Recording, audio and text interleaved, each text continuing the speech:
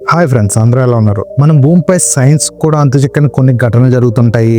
మరణాన్ని 7 సార్లు ఓడించిన వారు కొందరైతే 20 ఏళ్ల క్రితం పేల్చిన తుపాకీ గుండుకు బలైన వారు మరికొందరు. ఈ రోజు ఈ వీడియోలో 5 యొక్క వింతైన సంఘటనల గురించి మాట్లాడుకుందాం. వీడియో చాలా ఇంట్రెస్టింగ్ ఉంటుంది, పూర్తిగా చూడండి. మా వీడియో చూస్తున్నారు కానీ లైక్ అయితే కొట్టట్లేదు, దానివల్ల వ్యూస్ అనేవి ఎక్కువ రావట్లేదు. మీరు లైక్ చేస్తేనే మా వీడియోకి మరిన్ని వ్యూస్ అయితే వస్తాయి. అలాగే సబ్స్క్రైబ్ కూడా చేసుకోండి. Number 1, Laura Buxton. 2001లో ఇంగ్లాండ్ లో జరిగిన ఈ ఘటన అందరినీ ఆశ్చర్యపరిచింది. 10 ఏళ్ల లోరా బక్స్టన్ తన తోటలో ఒక హీలియం బెలూన్ ను గాల్లోకి వదిలింది. దానిపై దయచేసి దీన్ని లోరా బక్స్టన్ కి పంపండి అని తన అడ్రస్ రాసింది. ఆ బెలూన్ 140 మైళ్ళ దూరంలో ఉన్న మరొక గ్రామంలో పడింది. ఆశ్చర్యంగా ఆ బెలూన్ దొరికిన అమ్మాయి పేరు కూడా లోరా బక్స్టనే.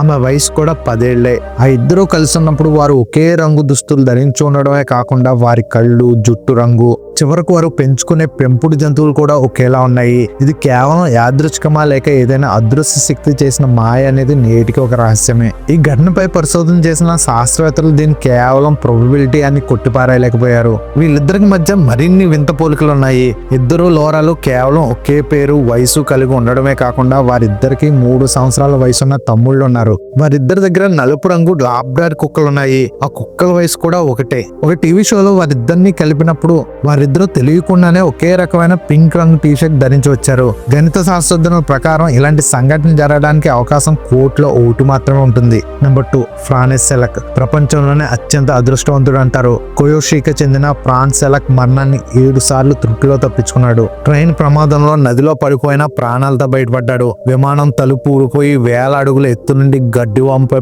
బతికాడు.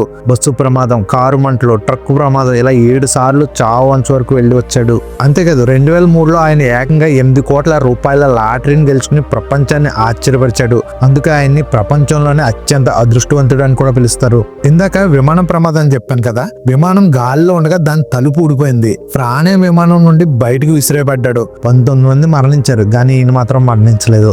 ఈయన మాత్రం ఒక భారీ గడ్డివాము మీద పడడంతో చిన్న దెబ్బలతో బయటపడిపోయాడు. చాలా లక్కీ కదా. ఆయన తన 73 ఏట లాటరీ గెలుచుకున్నాక ఆ డబ్బులో ఎక్కువ భాగం తన స్నేహితులకు, బంధువులకు ఇచ్చేసి డబ్బు సంతోషాన్ని కొనలేదు, నా ప్రాణం నిల్చున్నప్పుడే నేను అసలైన అదృష్టవంతుడని ప్రకటించాడు. నెంబర్ 3, అన్నా బగెన్ హోమ్. 1999లో స్కీయింగ్ చేస్తూ అన్నా ఒక మంచు గడ్డల కింద నీటిలో పడిపోయింది. 80 నిమిషాల పాటు ఆమె మంచులో చిక్కుకుపోయింది. ఆమెను బయటికి తీసేసరికి ఆమె గుండె ఆగిపోయింది, శరీరం గడ్డగట్టుకుపోయింది. డాక్టర్లు ఆమెను క్లినికల్లీ డెడ్ అని, అంటే మరణించేశారని ప్రకటించారు. కానీ డాక్టర్లు నిరంతర ప్రయత్నం వల్ల 9 గంటల తర్వాత ఆమె గుండె మళ్ళీ కొట్టుకోవడం మొదలైంది. మెడికల్ హిస్టరీలోని ఇది ఒక అద్భుతమైన మిరాకిల్ అని చెప్పొచ్చు.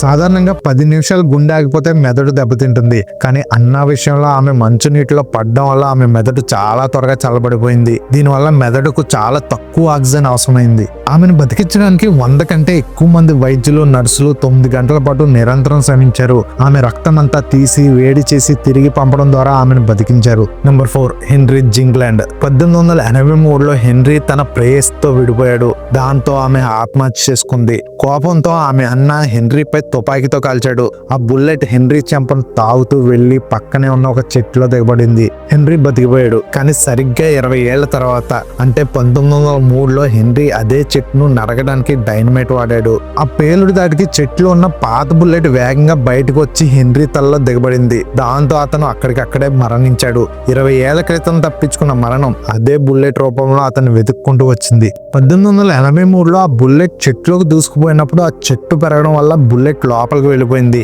హెన్రీ ఆ చెట్టును నరకడానికి సాధారణ పద్ధతి కాకుండా డైనమైట్ వాడడం వల్ల ఆ బుల్లెట్ రివర్స్ ఫోర్స్ తో తీసుకొచ్చింది. కొందరు దీన్ని ఒక అర్బన్ లెజెండ్, అంటే నమ్మశక్యం కాని కథ అని అంటారు. కానీ ఆ కాలపు రికార్డులో ఈ వింత మరణం గురించి ప్రస్తావన ఉంది. నెంబర్ 5, బొరిస్కా క్రిపియోనోవిచ్. రష్యాకు చెందిన బొరిస్కా అనే బాలుడు చిన్నతనం నుండే గ్రహాలు, అంతరిక్షం గురించి అసాధారణమైన విషయాలు చెప్పేవాడు. అక్కడ ఒక అణుయుద్ధం జరగడం వల్ల నాగరికత అంతమైందని, మార్స్ గ్రహంపై ఉండేవారు ఇప్పటికీ భూగర్భంలో నివసిస్తున్నారని చెప్పాడు.